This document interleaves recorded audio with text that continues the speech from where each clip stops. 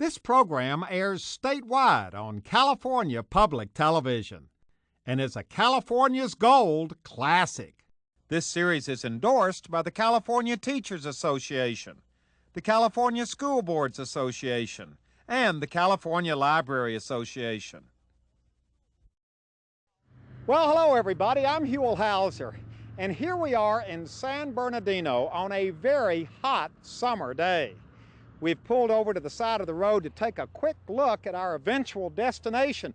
Those are the San Bernardino Mountains up there, and if you look very closely, you'll be able to see the outline on the side of the mountain of where we're heading for this particular adventure.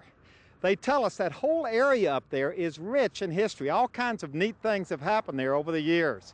And if you're curious as to where we're going and exactly what we're going to find when we go up on that mountain, well, as always, you're invited to come on along with us as we continue our search together on the mountain for California's gold. It covers about 7.5 acres, is over 1,300 feet long, 450 feet wide, and visible for nearly 30 miles on a clear day. It's clearly the most distinctive natural landmark in the Inland Empire. We're talking about the Arrowhead, which has been a part of the landscape around here for hundreds, thousands of years. Located on the south slope of the San Bernardino Mountains, it's part of an area called Arrowhead Springs. Now, we were heading for the Arrowhead, but before we got there, we had some other stops to make, because as we quickly discovered, this whole area is rich with history. Well, Rod, we are starting our adventure, I guess, at the most important place here in Arrowhead Springs, the actual springs themselves. And these look like they're not cold springs, they're hot springs. They are very hot.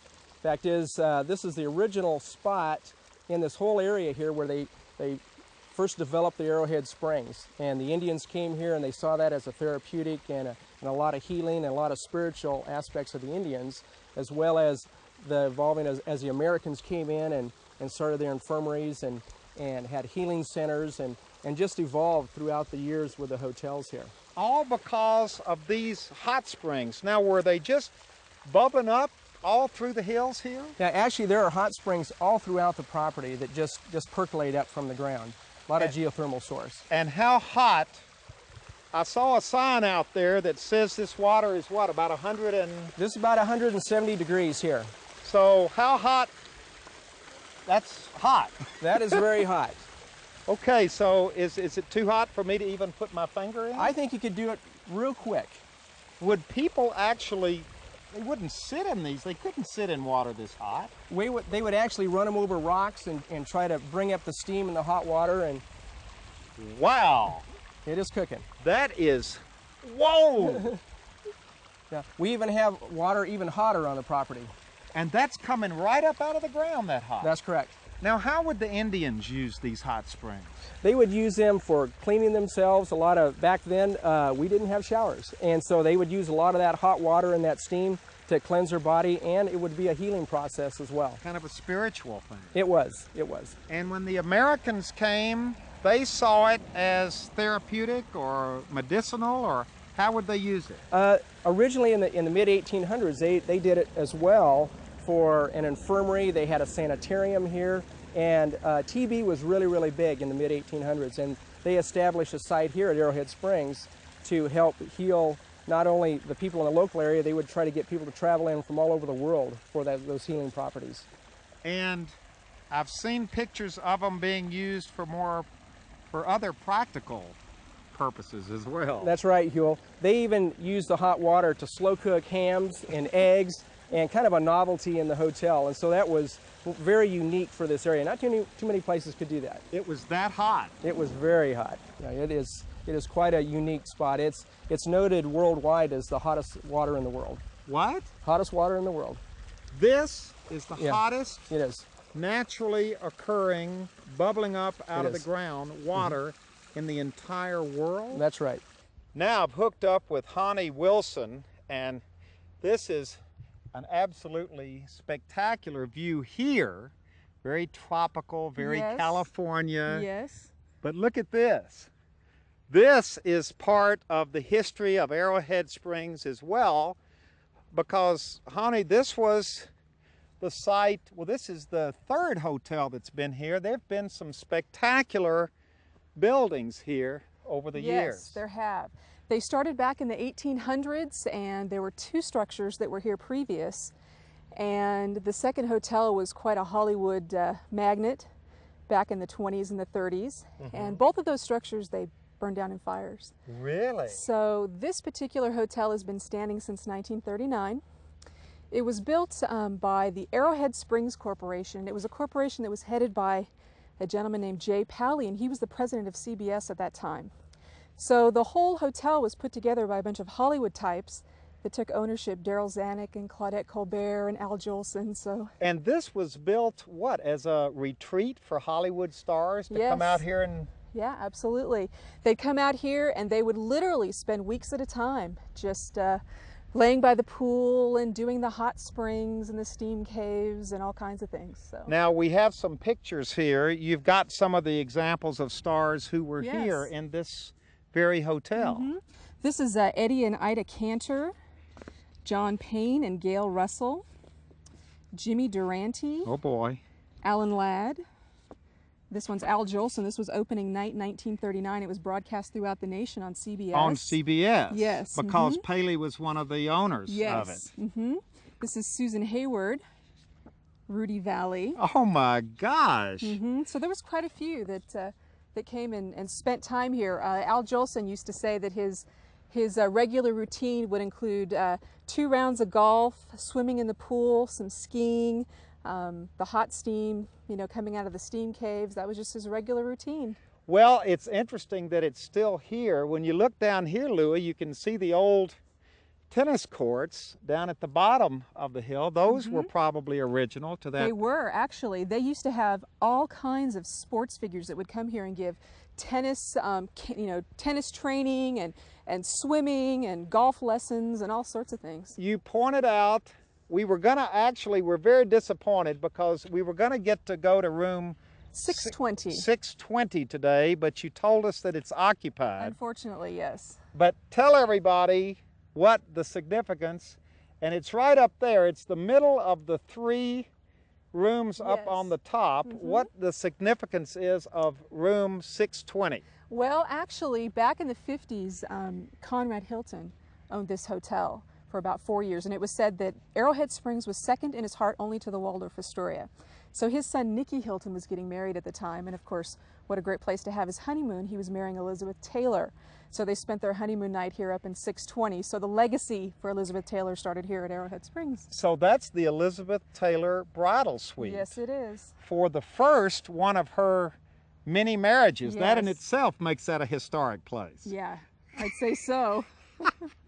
Well, let's walk up to the hotel because you really get a sense of, you can really get a sense of the grandeur of the place. Nestled here in the mountains with this beautiful big lawn. It has that Hollywood feel to it, doesn't it? It does. It really does. And this place was just so popular, actually right up until the war started, World War II. And then it became not so fashionable for the stars to be laying around the swimming pools and hanging out at resorts. They were doing things like promoting war bonds and all that. So but that now, was wasn't this used by the Navy during World War II? It was. There was actually 6,600 Navy servicemen that received treatment here at the hotel. So this was a convalescent hospital for World War II. Yes, it was. Then it went through a number of ownership changes, and in the 1960s, it was bought by Campus Crusade for Christ. So since early 1960s, this has been a facility used by the Campus Crusade for Christ. Yes, it has. And what do you use it for? Right now, we retain it strictly for conferences and retreats, but in the past, it was the international headquarters for Campus Crusade for Christ. Now we've come inside the hotel to a room that really has retained its original elegance. Yes, it has. We call this the Candlelight Room, obviously, for the beautiful candelabra that are all the way around the room. And these are the original candelabra that were here back in 1939. Now, what would have happened in this room besides lots of obviously interesting big dinner parties with lots of Hollywood celebrities sitting around at all these tables looking out at this grand view out on the lawn. Actually, back in 1939, this is where they had the opening ceremonies, and there were 350 stars that came here. Judy Garland sang, Al Jolson was here, Rudy Valley was on the program. It was broadcast nationwide over CBS. This was the hub of the hotel where they'd have the big bands play.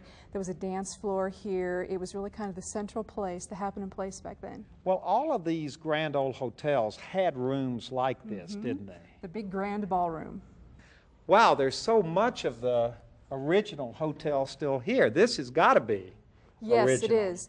It's original. These sconces, the mirror here, as well as a lot of the furniture in the hotel is original from the 1940s. Okay, this is kind of the side lobby. When we go into the main lobby, John, this is the original deco look. Yes, that was very much so, very popular in 39-40 when this was built.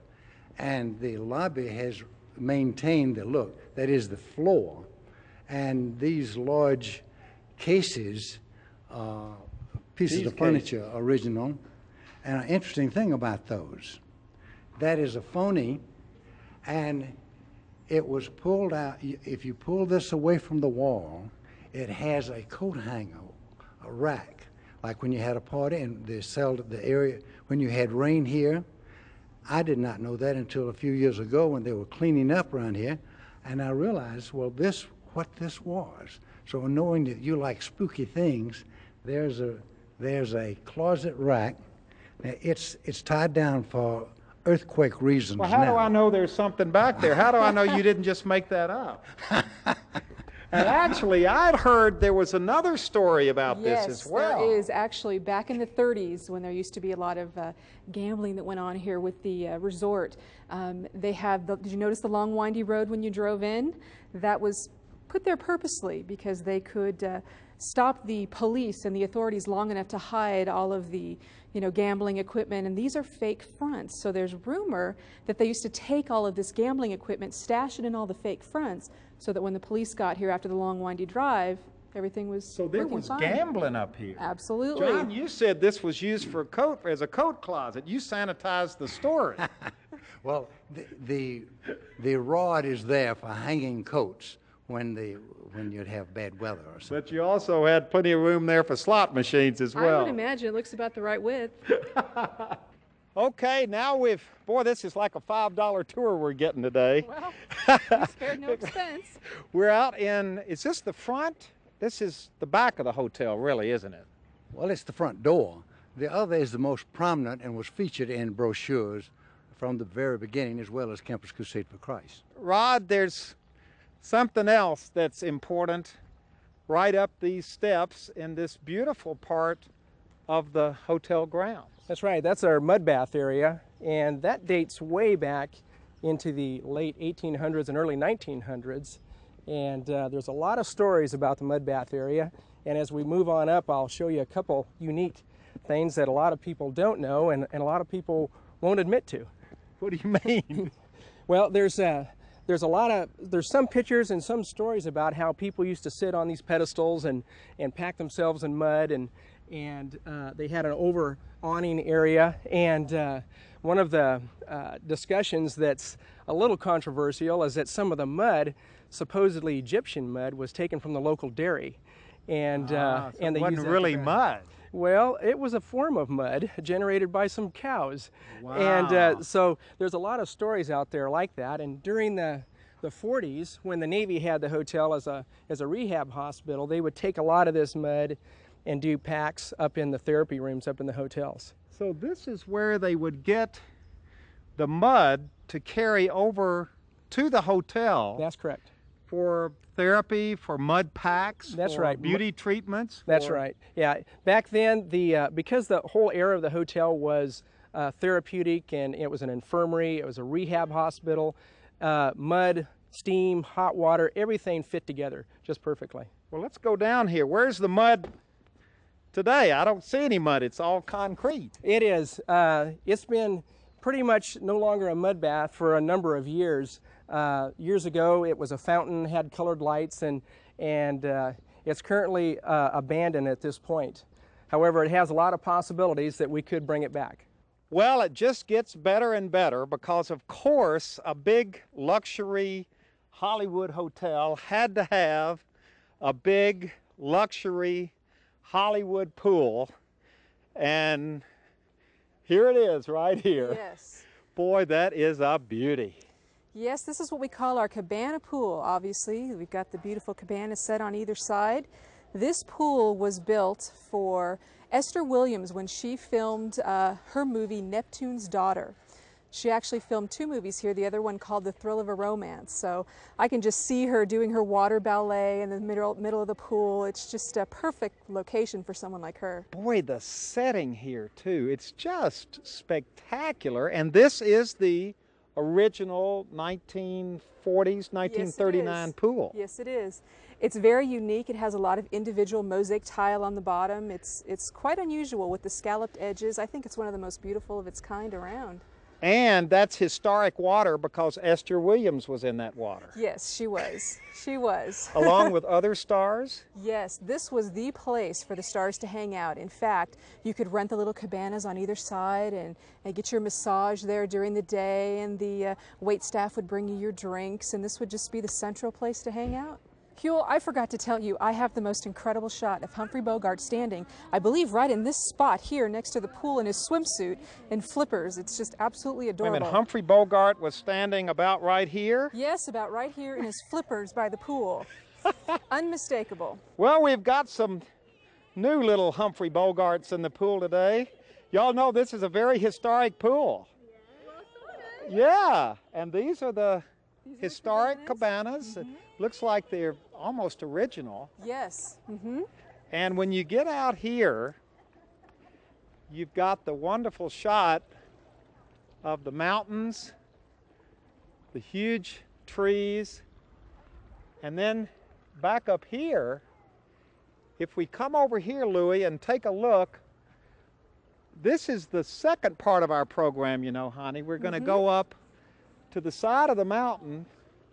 If you look up on the side of the mountain, there is the arrowhead.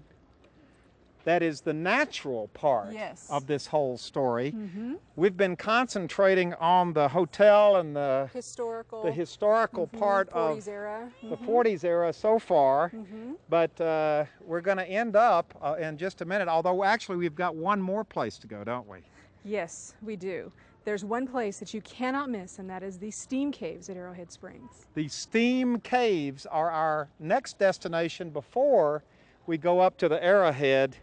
And boy, I tell you what, I am getting real close to just taking off my jeans and going in my boxers right now. You know, this pool, even though it's nice and hot outside, and this pool actually is heated by hot springs, which I forgot to tell you.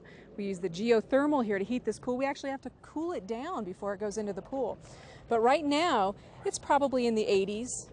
Oh, this is and we nice can heat water. this till well into the 90s. This is nice. Yeah, it's beautiful. In the morning, you see the steam coming off it all year round. Well, steam is the operative word because right now we're going to the hidden part of this story, the steam caves. Yes. Okay, now we've done it.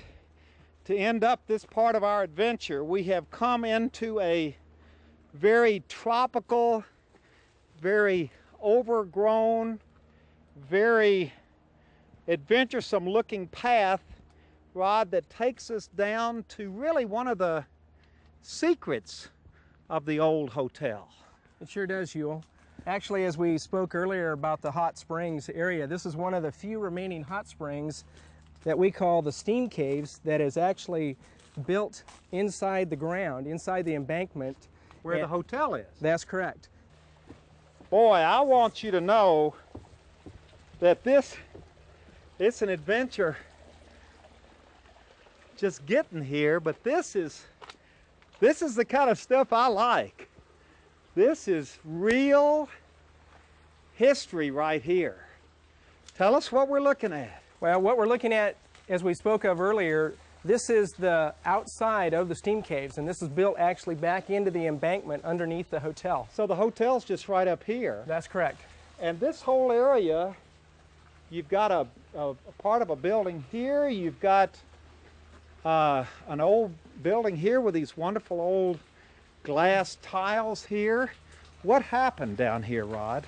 Well, during the era that they built this for the rehabilitation for this side of the infirmary and the rehab hospital during the war, they used this during that era, and they actually had a men's side and a women's side because it was outfitted with both men and women. They had massage tables. They did all different types of therapy in here, much like the cleansing that we spoke of earlier with the Indians. Boy, look at this. This is neat. Hello? Oh my gosh. Now it's gotta be way over 100 degrees in here, maybe 120, 130. It is. With the steam, it is very, very warm. And oh my God, oh, here's the cave. This is the cave. Yeah, this is one of the caves that they used to come in, and the hot water would roll underneath those redwood slats. They'd sit on these benches in here, and that hot water would percolate and steam. And as you can feel it as we're standing here, nasal passages and all different other ailments were noted to be cured. What's that white stuff on the rocks? That's all the scale and calcium deposits from the mineral water. And these are the original benches. They are. And there were all of these little rooms here where people would come and get steam. That's right. And then when they would come in here, this was the, oh boy. People hadn't been in here in a while, have they? It's been a while. This is where they would come and get a rub down, get a massage. That's right. That's right. There was old exercise equipment, some of the old machinery that had the leather belt that would vibrate your tummy and get rid of some of that unwanted fat. All happened right in here. Well, it's interesting because we started this adventure with the natural hot springs outside that the Indians used. That's hundreds, right. thousands of years ago. That's right, same principle. And here we are in, well, this place doesn't look like it's been used for decades. Yeah, it's been a number of years. Well, thank you for letting us come in here. You're surely Not welcome. many people come through here, do they? Yeah, don't want to do it too much. Well, we're ending up this part of our adventure here at the Arrowhead Bowl, which was actually dedicated by the Reverend Billy Graham back in 1967. Thank you all very much for the tour. Rod and I are still sweating like horses here after that steam cave. Thanks a lot. That's right. That's right. We are beading sweat. That was above and beyond the call of duty. Thank you all very much. Thank you, Hugh. My pleasure. We've had a great time, Glad you're but with we us. still have the natural part of our tour. And there it is up there on the mountain. That's an arrowhead up there. And Nick, you're a member of the San Bernardino Historical Society, and that's the arrowhead. That's the arrowhead, that's right. Many people that live in the San Bernardino area don't realize there is an arrowhead on that mountain. And people see names like Arrowhead School, Arrowhead Avenue, Arrowhead Cleaners, Arrowhead Country Club. Lake Arrowhead. Lake Arrowhead. And actually, most people think that all these businesses named Arrowhead or streets are named after Lake Arrowhead. But Lake Arrowhead wasn't named Lake Arrowhead until the 1920s. And basically, they're all named after this geological formation. Well, I think our camera can pick it up. Even the Arrowhead water was named after that arrowhead, right? That's right. Okay, we're hiking up to the arrowhead, and Melinda, as close as you get to it, you begin to really see the outline. What is the explanation as to how the arrowhead got there? Why does it look like that? There's two theories as to why it maybe became a natural phenomenon and developed right here. One is that there was a storm cell, a cloudburst that occurred over the top of the arrowhead, and the rain was so concentrated on the ridges that it washed down the topsoil here and down through the arrowhead landmark itself, causing the arrowhead landmark to be formed. The other is that it was a lake bed that raised up and the soil is slightly different than the outside, but we've done soil samples and there is no difference, negligible difference between the inside and outside of the landmark. So how did it get there? Give us your Forest Service opinion on how that arrowhead got there. It's just a natural phenomena. It has the only difference between the arrowhead landmark and the surrounding area is that for some reason In the Arrowhead landmark itself, the vegetation that grows is of a lighter consistency than the outside. Now, do we know when the arrowhead was first discovered, when somebody actually looked up here and said, wow, that looks like an arrowhead? There's Indian legends, but the first recorded instance is back in 1774 by Captain Juan Bautista de Anza in his expedition, and the earliest known written recording is in 1810. So it's been here a long time, probably a lot longer than that. Yes. I mean, the Indians probably knew about it for hundreds of years before that. Yes, there's a number of Indian legends associated with the Arrowhead landmark. Well, thank you very much. Thank you. This has been a wonderful day. Thank you, Hill. You all missed the earlier part of the adventure when we were in the steam caves. I don't mind that a bit. Yeah, that was something. So I'm going to drink my arrowhead water and just kind of stand back and look at this wonderful arrowhead, which has been here, I guess, for, what is your estimate, thousands of years? Thousands of years. At least thousands of years. It's still here today, and it's still a fine example of California's gold.